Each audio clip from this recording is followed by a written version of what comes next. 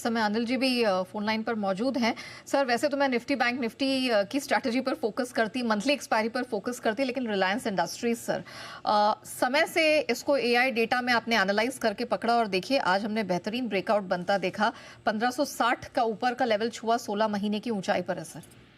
बिल्कुल। और आज सुबह भी अपनी बात हो रही थी, तब मैं कह भी रहा था कि अगर बाजार को रिकवरी करनी है तो रिकवरी के लिए सबसे ज्यादा इम्पोर्टेंट एक ही स्टॉक है और वो है रिलायंस। क्योंकि जब तक रिलायंस परफॉर्म नहीं करेगा तब तक बाजार के लिए चल पाना थोड़ा सा मुश्किल हो जाएगा।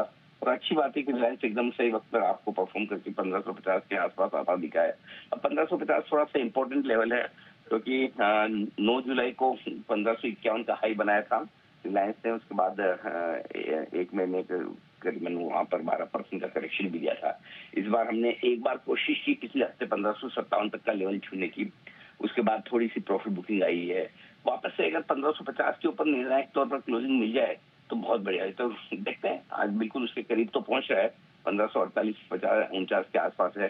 तो आई थिंक अगर रिलायंस थोड़ा सा मजबूत हो जाए तो दोनों के लिए अच्छा है, रिलायंस के लिए भी और निफ्टी के लिए भी। ओके सर, अब थोड़ा सा मैं निफ्टी को टच अपॉन करना चाहूंगी। आज सुबह आपने कहा था 25,915 ये एक लेवल होगा ऑप्टिमम बाय करने के लिए, और बिल्कुल हमने देखा है कि इस लेवल से 7-8 पॉइंट की दूरी से ही घूमता हुआ, सपोर्ट लेवल से घूमता हुआ निफ्टी नजर आया।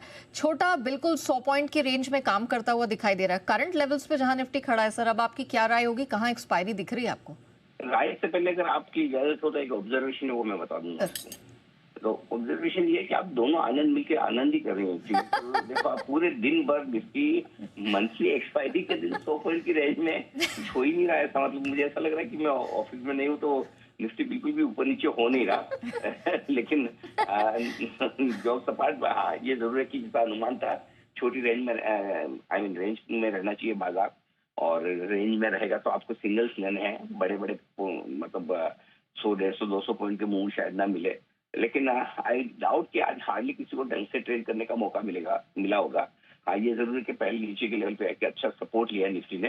तो कुल मिला के आज की जो अब तक की स्ट्रेटेजी मैं बता दूं, मंथली एक्सपायरी के दिन भी बहुत ही छोटी रेंज है बाजार के कारोबार करने की लिहाज से।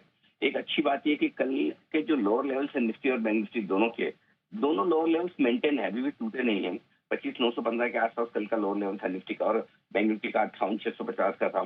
तो आज दोनों के लोअर लेवल ऊपर, यानी कि कम से कम हायर लो बनाया है। अब दूसरी बात है कि कल के हाईज भी तो पार नहीं हो रहे हैं। मुश्किल से 26,030-35 के आसपास जाकर निफ्टी अटका है।